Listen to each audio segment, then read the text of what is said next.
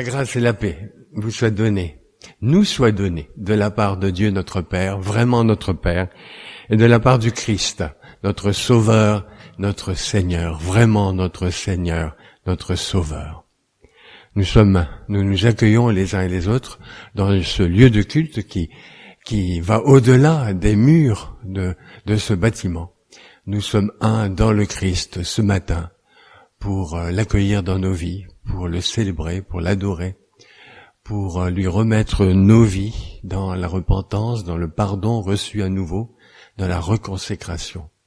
Et nous sommes unis dans l'intercession les uns pour les autres. Alors, il y a ce verset du jour.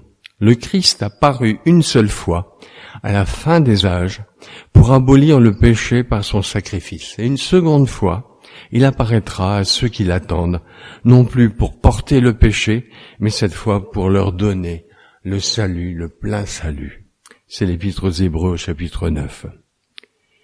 Alors, autour du Christ, nous voulons recevoir ce matin sa parole et nous laisser guider vers lui par sa parole, avec ce matin le psaume 84 que nous allons lire en 3 fois. Tout d'abord les versets 1 à 5. 84. Que tes demeures sont aimables, Éternel des armées, mon âme soupire et languit après les parvis de l'Éternel. Mon cœur et ma chair poussent des cris vers le Dieu vivant.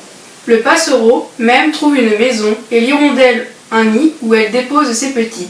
Tes autels, Éternel des armées, mon roi et mon Dieu, heureux ceux qui habitent ta maison, ils peuvent te célébrer encore.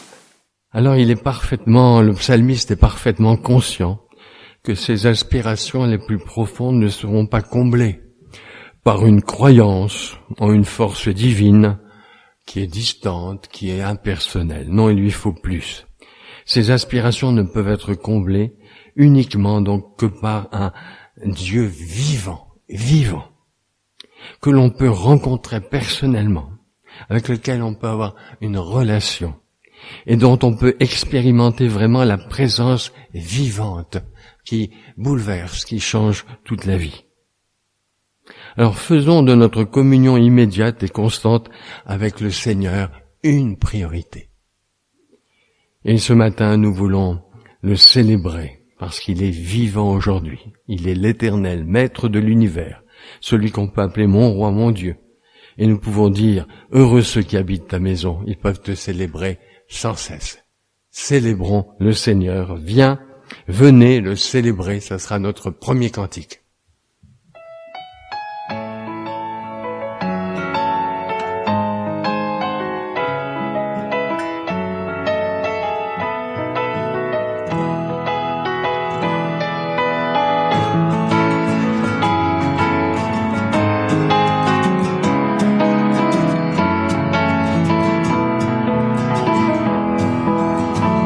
Venez le célébrer, son grand amour veut nous le chanter.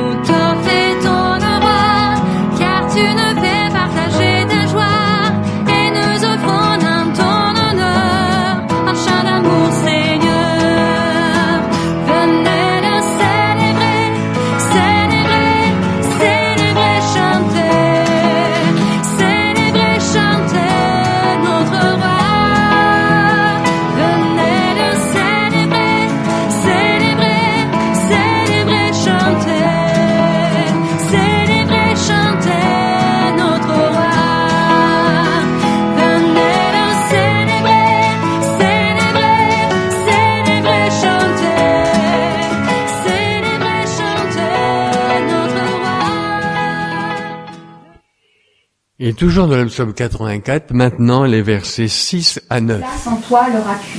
Ils trouvent dans leur cœur des chemins tout tracés. Lorsqu'ils traversent la vallée de Baca, ils la transforment en un lieu plein de sources, et la pluie la couvre aussi de bénédictions. Leur force augmente pendant la marche, et ils se présentent devant Dieu à Sion. Éternel Dieu des armées, écoute ma prière. Prête l'oreille, Dieu de Jacob. Alors, le désir de proximité avec Dieu ne sera pas satisfait en un clin d'œil. Quiconque veut Dieu doit aussi accepter de passer par un certain cheminement, comme le disent ces versets. Notre force grandit par étapes. Comme Paul l'exprime quand nous rencontrons Dieu dans sa parole, discernant de plus en plus qui il est vraiment par la foi. Nous sommes alors transformés de gloire en gloire, dit Paul en 2 Corinthiens 3,18. Et les versets 6 à 9 nous signalent que nous devons nous attendre à la vallée des pleurs, la vallée de Baca, la vallée des pleurs, c'est-à-dire un lieu aride, sans eau. Nous devons nous attendre à des temps de sécheresse dans la vie, à des difficultés. Mais ces temps sont déterminants pour notre croissance, pour la suite de notre pèlerinage. Dieu nous permet d'expérimenter alors une nouvelle croissance au travers de la souffrance. Prions le Seigneur. Seigneur, mon cheminement avec toi est suffisant pour me permettre de voir que les saisons de ma vie les plus sèches, les plus marquées par la pauvreté, se sont avérées être les plus riches. Je redoute encore de telles saisons, et cela est juste, mais accorde-moi la grâce de ne pas renoncer lorsque je les traverse, et de ne pas oublier que tu en feras sortir de grandes choses. Amen. Et c'est dans cette confiance que nous pouvons chanter notre second cantique. Prends ma main dans la tienne.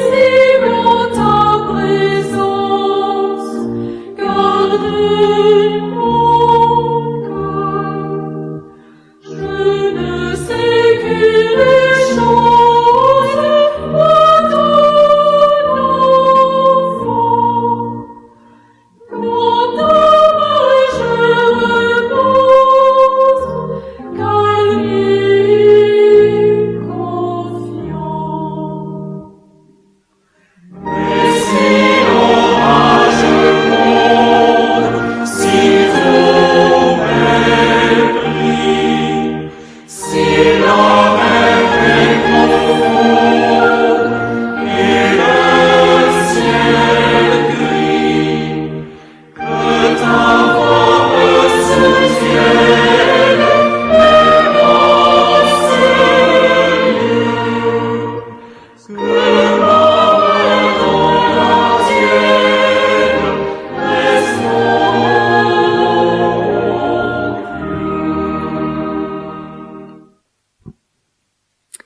Et la troisième partie de ce psaume 84, ce sont les versets 10 à 13.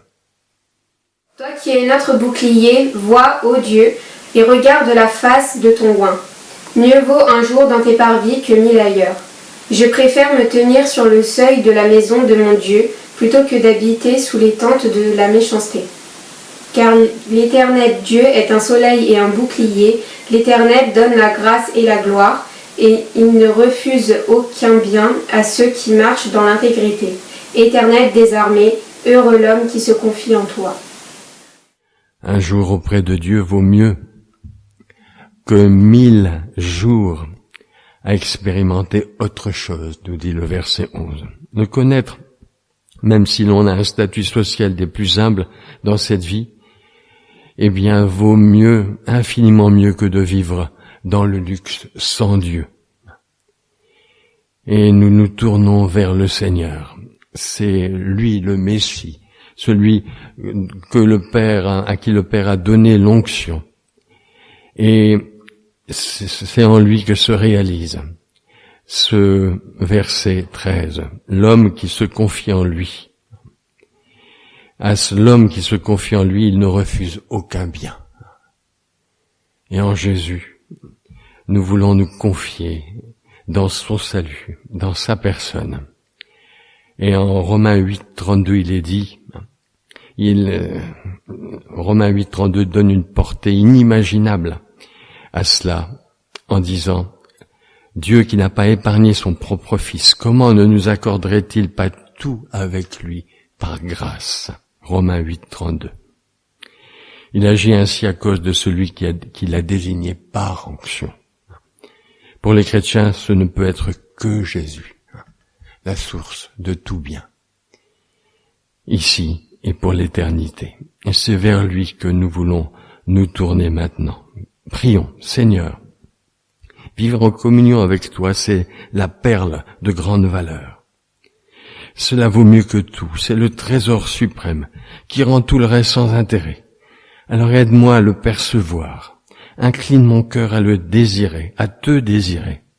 Sinon je ne tiendrai pas pendant le pèlerinage spirituel qui me conduit dans ta présence. Amen. Et nous chantons le cantique suivant. Libres de nos chaînes, nous marchons vers toi. C'est vers le Seigneur que nous voulons nous tourner. C'est lui le but de notre pèlerinage, c'est lui qui nous soutient, qui est l'origine de ce pèlerinage, c'est lui qui nous soutient jour après jour. C'est en lui que nous nous confions.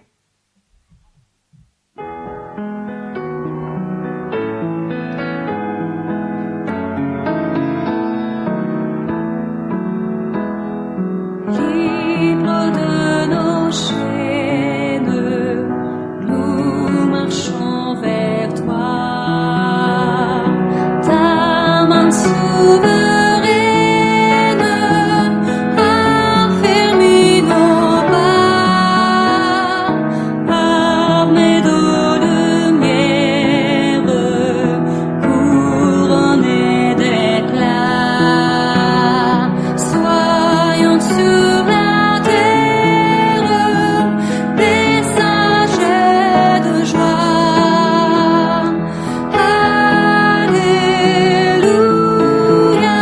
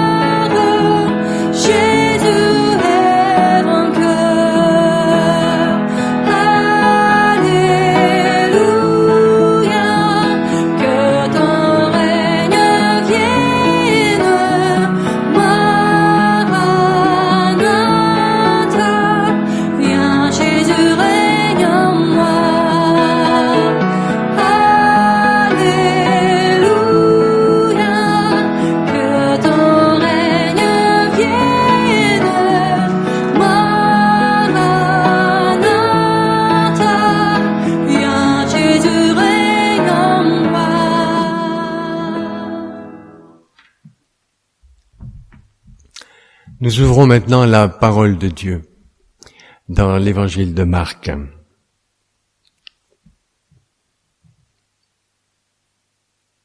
Évangile de Marc, chapitre 14, versets 66 à 72.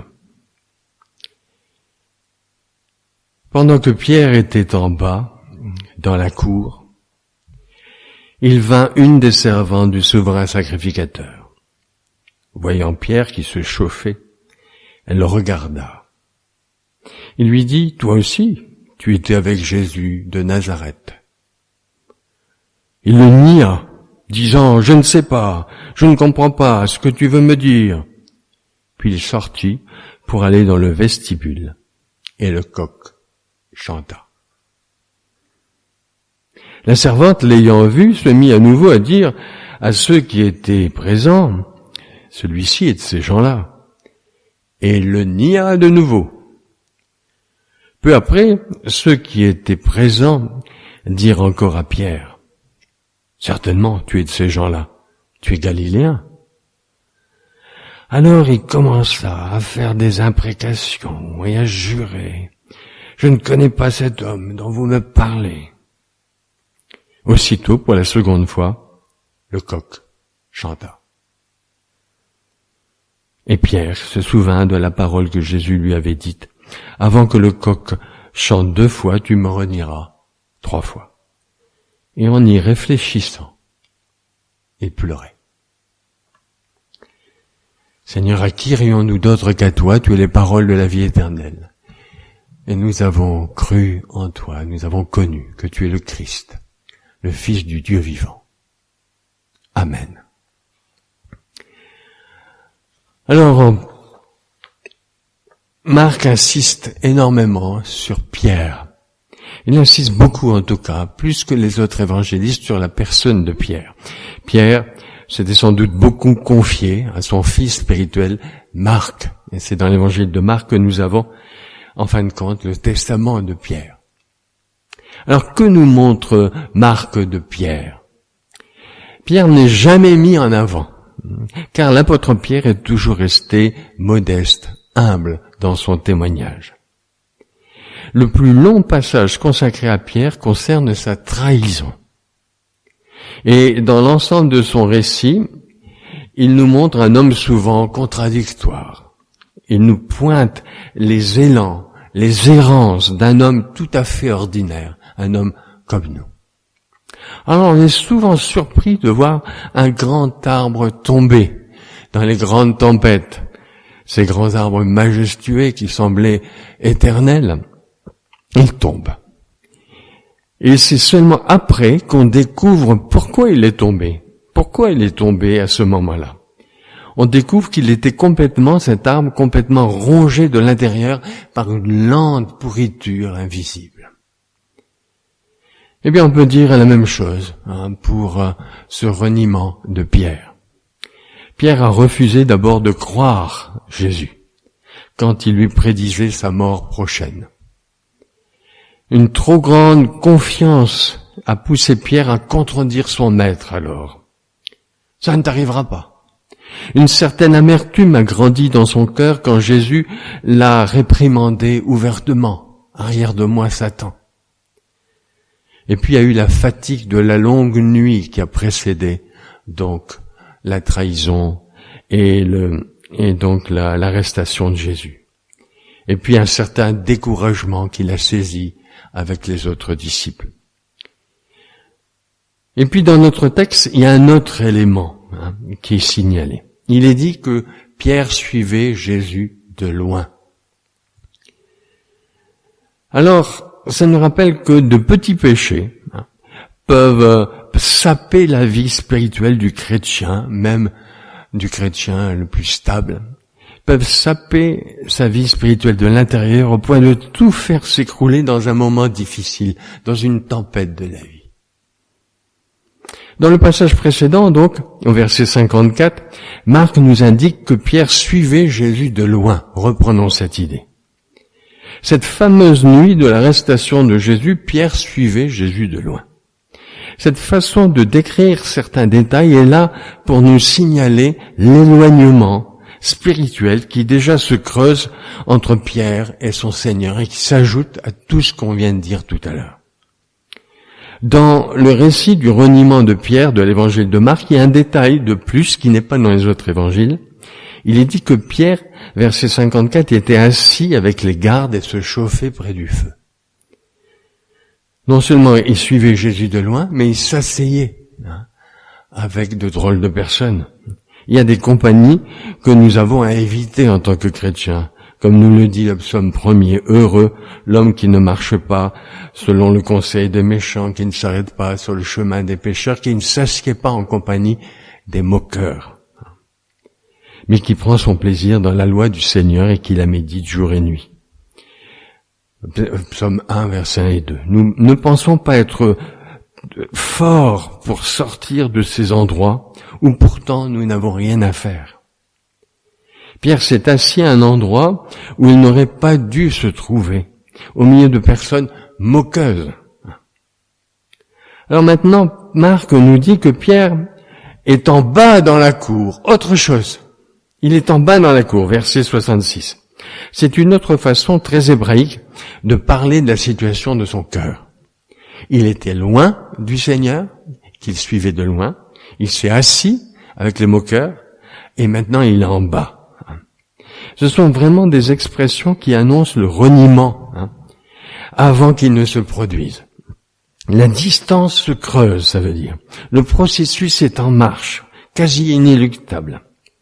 D'ailleurs, on va même voir Pierre reculer un peu plus encore. En effet, après la première interrogation, il y a ce nouveau repli. Il sortit pour aller dans le vestibule. C'est une insistance pour marquer physiquement ce qui devient flagrant. Pierre s'éloigne de plus en plus de son Seigneur. Il semble en sécurité, au coin du feu. Est-ce qu'il y a un lieu sur terre où on se sent plus en sécurité que près d'un feu, Et là, il semble en sécurité au coin du feu. Mais c'est trompeur. La situation change rapidement. Il est très près de la chute finale. Une sécurité trompeuse donc l'habite. Une servante du souverain sacrificateur le regarda en face, le dévisagea. Elle l'observe attentivement. Elle le reconnaît pour avoir été avec Jésus. Elle le dénonce. Toi aussi, tu étais avec Jésus de Nazareth. Jésus, le Nazarénien, littéralement.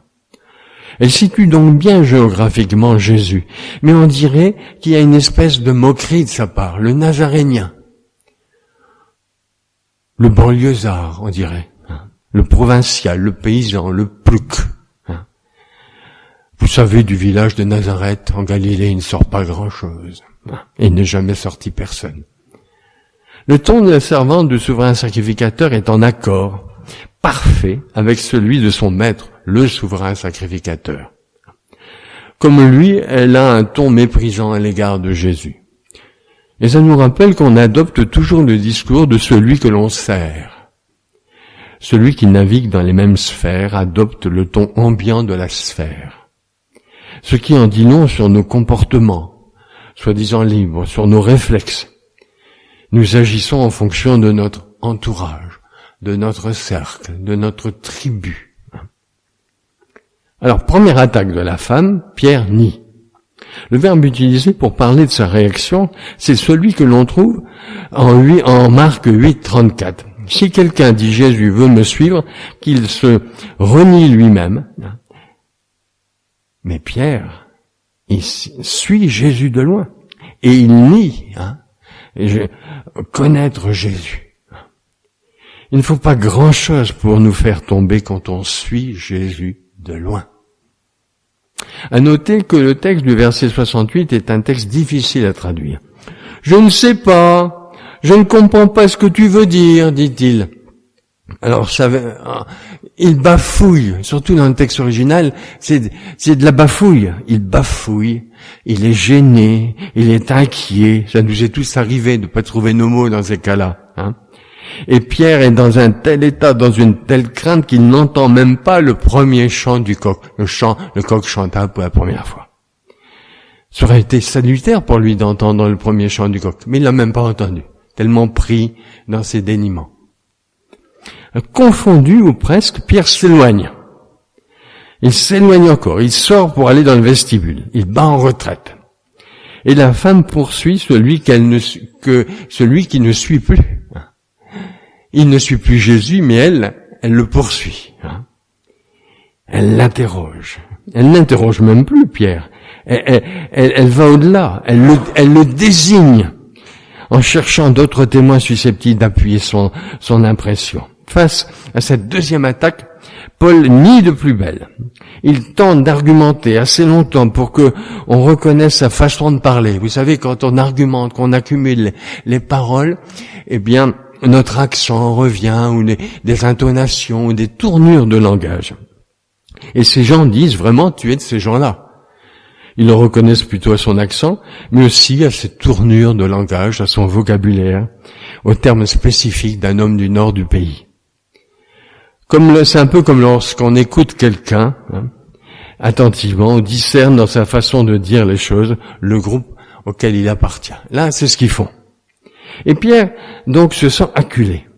Et il est encore plus paniqué par la peur, face aux accusations de plus en plus marquées de ces gens. Alors il se défend en faisant un serment. Pour se défendre, il utilise même des imprécations. Comme s'il disait, eh bien, que je sois maudit si je mens. Et il jure. C'est-à-dire, il dément complètement et de façon profonde. Et le sommet de son reniement, c'est sa façon de prendre Dieu à témoin. Et donc de jurer. On est étonné du culot de Pierre. On a envie de dire, mais est-ce qu'il entend ce qu'il dit? Et au moment où nous voudrions exprimer notre indignation et montrer Pierre du doigt, devant une telle perfidie, un tel parjure, nous entendons nous aussi le deuxième chant du coq. Et enfin, cela fait tilt dans la tête de Pierre. Marc cite presque mot pour mot la prophétie de Jésus, comme pour bien montrer que l'apôtre trahit à la lettre le Seigneur. Avant que le coq chante 2 fois, tu m'auras renié 3 fois. Et puis, il y a ce verset qui n'est pas en Marc, en Luc 22, 61, il est dit qu'à ce moment-là, le Seigneur Jésus, qui avait été confronté au souverain sacrificateur, qui sortait de la salle d'interrogatoire, se retourna et regarda Pierre, qui était dans la cour, donc. Et ce regard, eh bien, ça voulait dire, je t'aime. Je sais que tu m'aimes. Je vais mourir maintenant pour toi. Et Jésus donc voit au-delà de l'instant présent. Il voit la foule des rachetés, arrachés au péché, arrachés au diable, arrachés à la mort, qui entrent dans le ciel triomphant grâce à lui. Il voit dans son disciple Pierre, qui vient de le renier, celui qu'il rencontrera bientôt pour une réconciliation profonde et merveilleuse. Alors Pierre voit Jésus, voit son regard, il s'effondre et il pleure, est-il dit. Et Marc nous laisse sur cette image d'un Pierre écrasé et en larmes. Marc ne cherche pas à expliquer à ses lecteurs le sens de ses pleurs. À la fois c'est évident, et aussi, pourtant, ça reste un mystère en suspens. Pierre pleure, peut-être sur lui-même et sur sa trahison, sur sa lâcheté, sur son reniement. Il pleure confondu, bouleversé par sa propre faiblesse. Il tombe de haut. Il pleure peut-être aussi de cette rage qui peut nous envahir quand nous sommes prêts à nous détester nous-mêmes.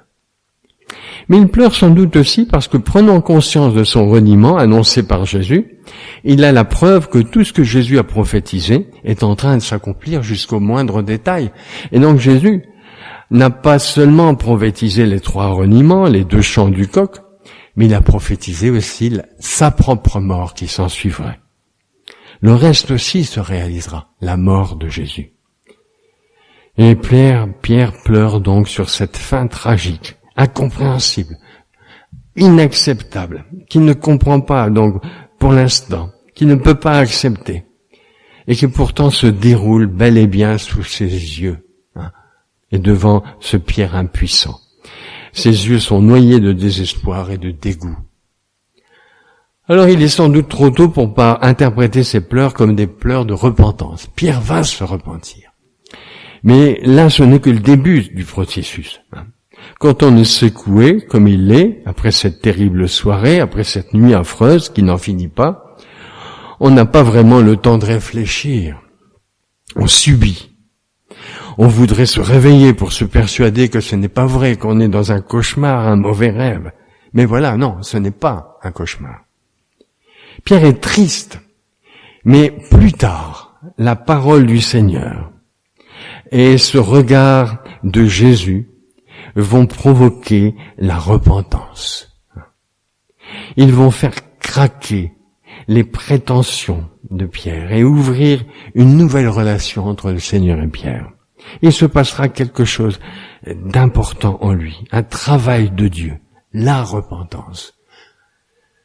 Il y aura un retour vers le Seigneur. Mais on n'en est pas encore là.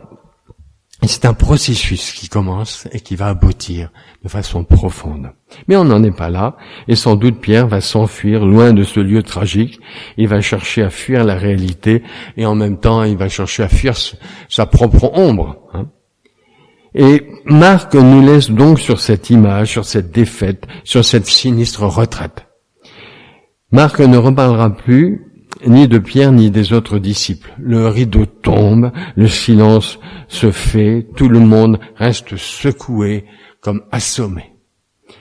Alors c'est à nous, à vous, de tirer les conclusions. Nous sommes partagés.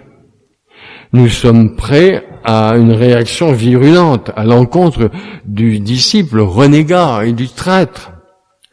Et d'un autre côté, nous avons trop peur d'entendre aussi pour nous un coq chanter. Nous savons trop nos propres trahisons, nos propres reniements, nos parjures, nos infidélités. Nous voyons notre visage dans le visage de Pierre. Nous sommes renvoyés à nous-mêmes avec un réalisme, une lucidité terriblement froide. Le disciple faillible nous offre à son corps défendant le constat de cette réalité. Nous sommes capables du pire et du meilleur, avec à chaque comportement une authenticité réelle. Je pense que nous sommes tous ainsi. Un jour, à l'instar de Pierre, nous nous sacrifions totalement au Christ, en abandonnant tout pour lui. Et puis, juste après, le lendemain, nous reprenons toutes nos billes. Un jour, nous confessons Jésus, avec courage, devant tous, et quelque temps après, nous ne le connaissons plus, mais alors plus du tout. On a envie de dire que nous ne serons jamais aussi hypocrites que Pierre, qui est capable de prendre Dieu témoin pour dire qu'il ne connaît pas Jésus. Laissons là nos illusions. Ce qui me semble une garantie pour éviter tout reniement, à quelque niveau que ce soit, c'est de suivre Jésus de près. Pierre avait suivi Jésus de loin. Suivre Jésus de près, jour après jour, plonger les racines de notre vie dans sa parole, comme dit le psaume 1. Voilà une garantie pour éviter tout reniement. Ne nous contentons pas de suivre Jésus de loin en sauvant les apparences. L'intérieur peut être terriblement fragile. En Marc, Pierre n'intervient plus dans le récit, mais le nom de Pierre sera cité une fois, en Marc 16. L'ange charge les femmes le jour de la résurrection de transmettre un message à l'intention de Pierre. Vous allez dire à ses disciples et à Pierre, notez bien, que le Seigneur vous précède en Galilée. C'est là que vous le verrez, comme il vous l'a dit. Il vous l'a dit, comme il a dit à Pierre, qu'il prierait pour lui, comme il a dit à Pierre. Beaucoup de choses. Il vous précède en Galilée. Et les autres évangiles nous disent qu'il est même apparu à Pierre. Alors, la dernière fois que vous avez vu Jésus, vous veniez juste de jurer avec des imprécations que vous ne connaissiez pas Jésus. Le souvenir du dernier regard de Jésus vous hante. Et vous vous demandez si ça ne va pas vous hanter jusqu'à la fin de votre vie. Vous êtes plongé dans une douleur pleine de regrets au souvenir de votre reniement, comme dernier acte vis-à-vis de votre Seigneur et Maître. Et vous vous dites que vous n'êtes plus digne d'être parmi les amis de Jésus et parmi ses apôtres. Vous vous dites, je ne dois certainement plus être compté au nombre des disciples puisque j'ai renié mon Maître. Et ces mots, allez dire à ses disciples et à Pierre, vont être un baume pour Pierre. Quelque chose d'extraordinaire. Une potion miraculeuse. Ça signifie que ses fautes ont été pardonnées, effacées. Il peut repartir à zéro. Pierre avait lâché Jésus, mais Jésus n'avait pas lâché, n'a jamais lâché Pierre. Pierre n'est pas écarté et dissocié des autres. Il est signalé à part en signe de pardon spécial, mais aussi de pardon complet que le Sauveur lui a accordé. Combien ces mots ont dû consoler profondément l'apôtre, le cœur désolé de cet apôtre. Alors nous pouvons nous réjouir ce matin de cette bonté du Seigneur, un Seigneur qui aujourd'hui encore pardonne, qui relève celui qui se repent de ses fautes. Rappelons-nous que le chrétien véritable se distingue des autres, non pas parce qu'il ne pêche pas et ne pêche jamais, mais parce qu'il reconnaît son péché et le déteste, comme l'a fait David dans l'Ancien Testament, comme l'a fait Pierre dans le Nouveau Testament. Mais aussi, cherchons à imiter la bonté du Seigneur. Ouvrons la porte de la miséricorde toute grande, comme le Seigneur l'a fait envers Pierre. Ouvrons cette porte à nos frères et sœurs qui chutent ou qui nous causent du tort.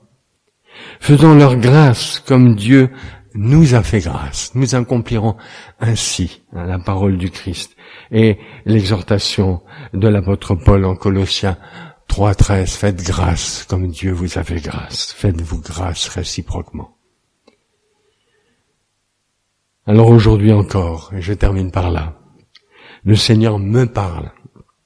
Il se tourne vers moi comme il s'est tourné vers Pierre. Il me regarde. Il me fixe rendez-vous pour une nouvelle relation de confiance. C'est moi, c'est vous, c'est toi qu'il regarde maintenant. Amen. Et nous pouvons répondre à cette prédication avec le chant suivant. J'ai soif de ta présence. Nous avons tous soif de la présence de Dieu, de l'action de Dieu dans nos vies.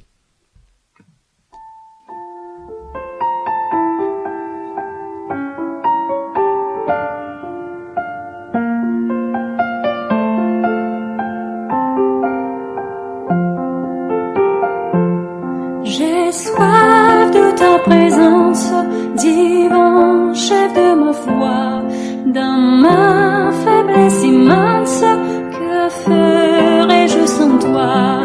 Chaque jour, à chaque heure, oh j'ai besoin de toi.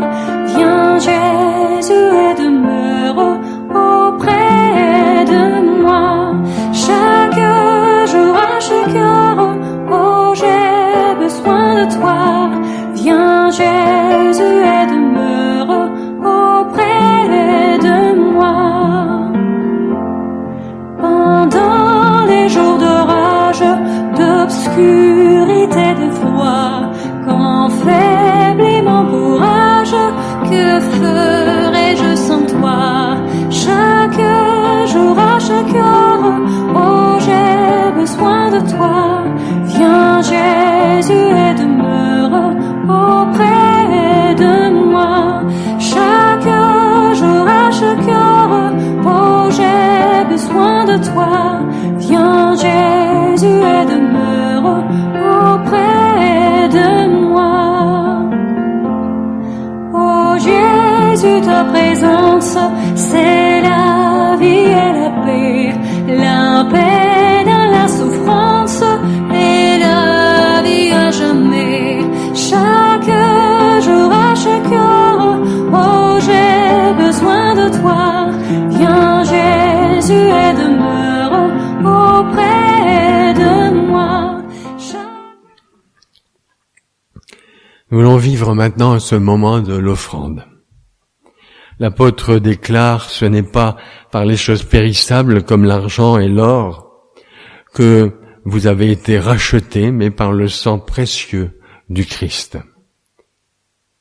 C'est en 1 Pierre, chapitre 1, verset 18-19, que ces choses sont dites. Alors, comme un gage de notre foi au Christ, qui s'est donné pour nous, nous ferons maintenant ensemble notre offrande, symbolisée par cette corbeille. Nous pouvons le faire de diverses façons, par virement, par une offrande que nous mettons à part chez nous, en attendant de se revoir, d'autres façons. Vivons ce temps de l'offrande.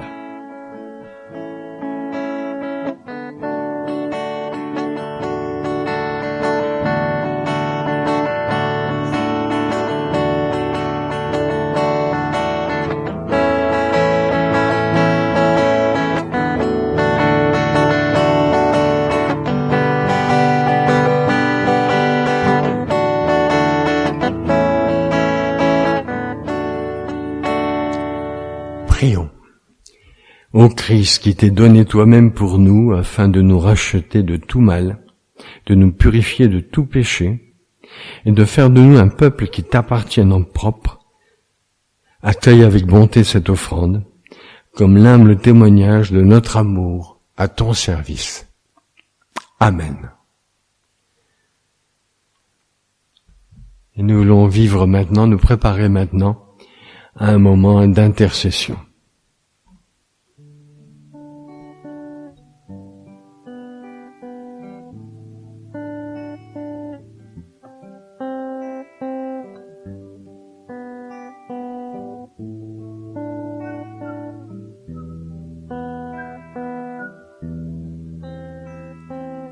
Ô Christ ressuscité, tu gouvernes et conduis toujours ton Église par ta grâce.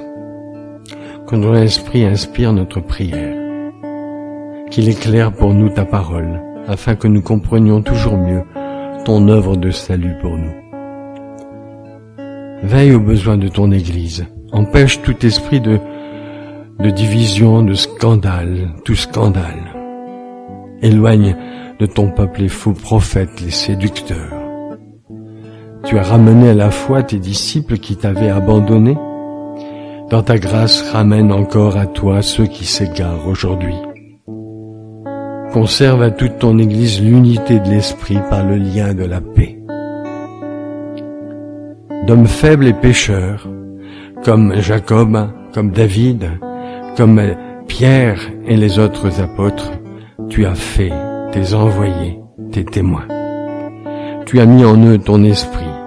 Répands ton esprit sur tous ceux qui te servent, sur ceux qui sont chargés spécialement de proclamer ta parole, qu'ils te servent avec zèle et que leur vie témoigne de toi. Pour l'amour de la paix que nous avons en toi, avec toi, maintiens-nous en paix avec tous les hommes. Donne-nous la force de bénir ceux qui nous maudissent. Donne-nous la force d'aimer nos ennemis. Donne-nous la force de témoigner de toi devant les moqueurs et quand on nous montre du doigt, quand notre vie peut être en danger. Donne-nous d'être de courageux témoins du Christ, d'être en communion avec toi pour avoir la force de dire et de redire ta parole de vérité. Tu es la lumière et le salut de toutes les nations, alors protège tes témoins en tout lieu d'un par ce monde, que ton esprit donne force et vie à leurs paroles. Christ, notre Seigneur, exauce-nous.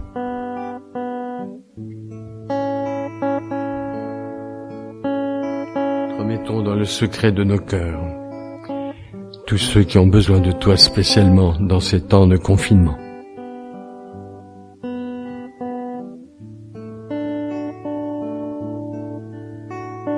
Et spécialement ton Église.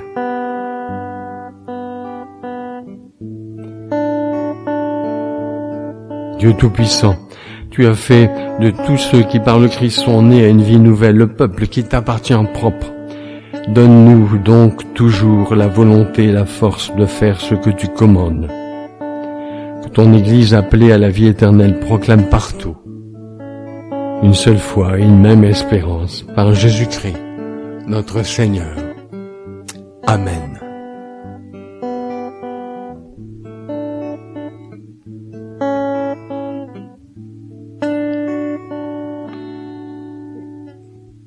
Et nous voulons terminer ce moment de culte avec la bénédiction de Dieu, mais aussi donc avec ce dernier chant, jour de joie, que la grâce et la paix nous accompagnent chacun dans tous nos cheminements, dans tout notre confinement, qu'elle nous renouvelle notre relation avec Dieu, qu'elle approfondisse nos liens les uns avec les autres. Je signale à cet effet que mardi prochain, nous essaierons d'avoir une étude biblique avec le système Zoom, et en plus des autres activités que nous avons, des autres moyens de garder le lien que nous avons. Regardons vers le Seigneur, vers le jour de joie qu'il nous promet. Il est toujours le même et il nous délivre aujourd'hui encore. En attendant le jour où il nous apportera une délivrance totale, vivons dans l'espérance de son action. Amen.